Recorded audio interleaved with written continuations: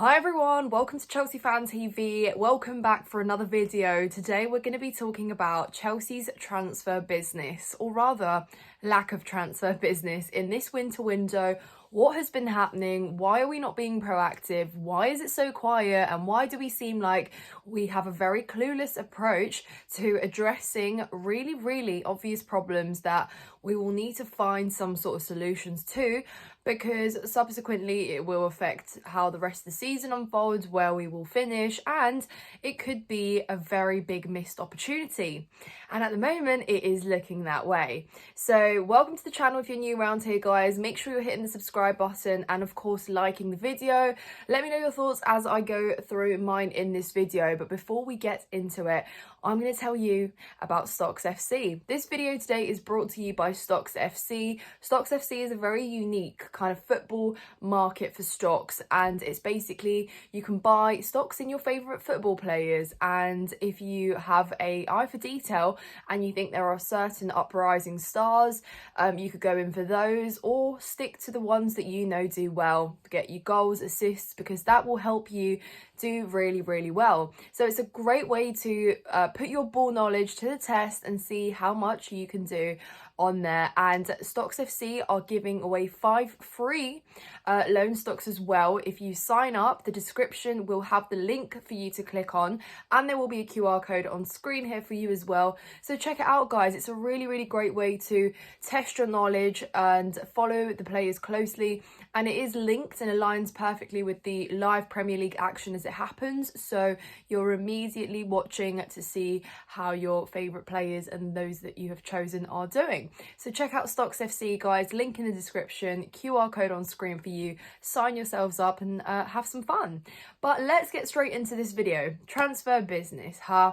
Now, it feels a little bit strange, guys, as a club that has been absolutely the main not the main character, but how do I say it, the main club in all the headlines when it comes to transfers. And you know, recently there's been this kind of running joke that Chelsea, you know, win the transfer windows and that we're just buying players left, right and centre. We have a very kind of scattergun approach apparently to transfers, and then here we are in January tapping our fingers, eyeing up deadline day in 2 days time, and we're not quite sure what has happened, because nothing really has happened. And you kind of tell yourself, okay, it's going to be next week, it's going to be next week, it's going to be next week, and now it's the weekend, and we've been told supposedly that Chelsea will get busy. But how busy can we get when it really seems like there's absolutely nothing there for us? And then you go and you watch rivals in the league be very proactive and reinforce and make strengthening that they need in their squads, because ultimately they're having an underwhelming season and are addressing the blatantly obvious problems there and holes in the team. And yet we're sat here and we're just twiddling our thumbs. So I'm not too sure, guys, what this window has been like. Or we were very much linked to Garnacho for a large proportion of January, and that seems to have quietened down. And a lot of people said, you know, again, priorities are all wrong here. So let's actually just talk about realistically what we actually expected from this window. And I mean, I can only speak for myself, but that's where you guys come in. Let me know what you expected from this window in the comments down below, because I think that's really important when you look at approaching a transfer window, and kind of, it's a difficult one because it's in the middle of the season. You know, you're not spoilt for choice. Clubs will be reluctant to let go of players that are ultimately really helping them in their season. So, and even if they do, they will literally sponge as much money out of you as possible. And a lot of people and a lot of obviously sporting directors and recruitment spend with the summer window in mind. So it's almost like you might look at stopgaps, you might look at certain players to get for, I don't know, on a loan or something, and then eye up the player that you actually will obviously go out and buy in summer. So the windows in sort of the middle of the season are always quite tricky, but that has never really tripped us up, has it? And of course, when we see how proactive the women's team has been in this window, signing Naomi Girma, who obviously a record fee in the women's game, unveiled at Stamford Bridge, the absolute class that she's bringing to the squad as well. And Kira Walsh, as we thought it couldn't get any better as well. Kira Walsh returning to England and is going to be a Chelsea player. And you look at that and you think, wow, you know, we've really looked and said we need to strengthen midfield and defence, and we've gone out and gotten some of the best players in the world. So when we look at the men's team and we look at how half in, half out we've been with some of the deals or some of the players that we have been targeting, it is really concerning that we have not really made it clear which positions we need to address. So back to the initial question, what is it that we needed to address? I mean, goalkeeper aside, we know that that's a big one, but then we've got so many on the books, and I've always wanted us to go out and buy an actual keeper who's got already this really good CV to his name, has a lot more trust from the fans and, you know, the people around him, and can actually come and just slot straight in without the, oh, can he fit in, can he not, oh, he can make mistakes. No, and we don't have that. Unfortunately, we don't have that goalkeeper there. So that's something you look at, and it's probably something that definitely won't be addressed now in this window, but definitely in summer something is gonna have to be done about that. So in terms of defenders as well, we look at our defenders and we think, okay, you know, there's injuries there. Disasi's obviously been up for sale, and Aston Villa and Tottenham have been looking at him, and he could definitely depart. And even without his departure, you're still looking at that defensive line and thinking, I'm not entirely sure we have quite enough there. Wesley Fofana's injured, of course. Reece James is back in, but, you know, he has been unreliable in terms of match fitness. So you do look at defence and you think, you know, we need something there. Obviously Levi Colwill has been there. He hasn't exactly been his world class player either, has he? So I think defence, and definitely buying a centre back, but just not any centre back, but a really experienced centre back, and someone like, I know he'll never be replaced, and it hurts me to say his name, Thiago Silva, but someone that can actually be a little bit of a glue at the back. Obviously Tosin's there, and again, I think very hot and cold. So overall, our defence coming into the season was always an underwhelming department for me. So again, I'm looking at this right now and thinking, there is, or should have been, an opportunity where we do go out and get someone like that, even if it is on loan, even if it is a stopgap solution, someone old or whatever. But again, nothing there.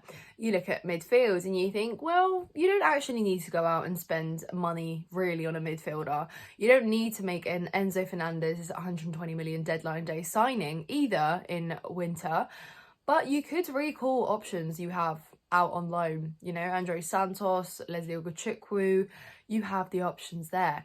And when it's low risk, low cost, I get the fact that maybe there is a risk in the idea that they won't get regular game time like they do at their current clubs where they are out on loan, and that's quite true. And that's maybe where you look at and you assess the risk with it. But how much do you need it in the present moment here at Chelsea with what's going on, and how much do you care for that player to continue developing there? So there's quite an interesting debate there with that one. But if it were up to me, I'd recall one of them. There is no need, and that money can be spent elsewhere. So as we move up further into the pitch, we need an attacking player of some sort, guys. You know, striker. That's been going on for so long in terms of us talking about it. But then we hear things like we're linked to Evan Ferguson. Now, I look at Evan Ferguson and I look at Nicholas Jackson. I want us to bring in someone that can be great competition to Nicholas Jackson, but have the goals there as well to his name. That player is not Evan Ferguson. It's just not. I think he's been injured for ages. He's not been scoring. He's not been involved. So in what world do you look at that and think, oh yeah, that's a great solution in this transfer window. That'll do us great till summer. I'd rather play Mark Yu up front. You know, start him if you need to in the Premier League. Yeah, that could be wild, but the kid will work his socks off to get some game time, and he's very aggressive. Definitely could probably force an error here and there out of a defender or a goalkeeper. So why not, you know? But of course, yeah, we do need to sign an attacking player, and whether that's going to be another winger. Obviously, Joao Felix is a big kind of question mark with his future there, but at the moment, especially with how dire things have been up front for us, you know, we've been having goal scoring problems. Cole Palmer's been scoring goals, our defenders have been scoring goals, but really you do want those numbers to go up from your attacking players. So we will need to sign someone like that. And something tells me maybe this is going to be the kind of business we do. I want to believe from here till Monday. I think if we're going to sign a player, it will be an attacking player. And it could be a case of it is something like a Sancho situation. Deadline day in summer, kind of out the blue, kind of not really, was pursued really quickly, and maybe they have one of those in the works. Now, is that player going to be Garnacho? I don't think so. But we will find out. And apart from that, nothing else, guys. Nothing else. So I hope it's not a case where at the end of the season, you know, we come to look at this year and we think, oh, well, we could have made a reinforcement or strengthened our squad in some way in January, and we didn't do that. So I think, you know, we could live to regret this. But the fact that we're scrolling through like your media outlets, your national broadcasters, and Chelsea's just nowhere near any of the articles or the headlines or the news, it's just almost bizarre to think, isn't it, guys? You know, everyone's talking about Man United and Aston Villa and what's going on at City, but Chelsea, nada. So yeah, guys, let me know in the comments though how you guys have felt. I think we can all collectively agree that it's been such an underwhelming transfer window. And also, if you think about it, it makes it even worse when you look at the previous ones. I mean, I was underwhelmed in summer, let alone now. So that's interesting, isn't it? But yes, guys, I hope you have a lovely rest of your weekend. Obviously, West Ham on Monday night. Graham Potter returns to Stamford Bridge. Chelsea need a win. And with how results have gone this weekend, we cannot afford to drop points, and not against West Ham. So we really need to be top of our game. I want goals. I want another 5-0. I want us to win this game. And I'm sorry, there is no room for slip-ups, no room for errors right now. Until now, from now until the end of the season, we need to be winning. And, you know, the tougher runs that we've got coming up, they're not going to be any easier. They're not going to get any easier. But we, Chelsea, if we want top 4 this season, we have to really get our act together. And to do that, we're going to have to beat some of the top teams as well, you know? So, guys, I hope that you enjoy your weekend. Leave a like, subscribe to Chelsea Fan TV if you haven't done so already. Check out my personal channel as well with lots more Chelsea content, Nina's Chelsea Corner. It will be linked below as well. And of course, guys, check out Stocks FC. Download it today. Sign up for it. Get your free 5 loan stocks for free. Literally for free, guys. And just have some fun with it. Check out then Stocks FC. QR code on screen. And of course, in the description down below. Thank you so much, guys. Take care of yourselves. And as always, up the Chels.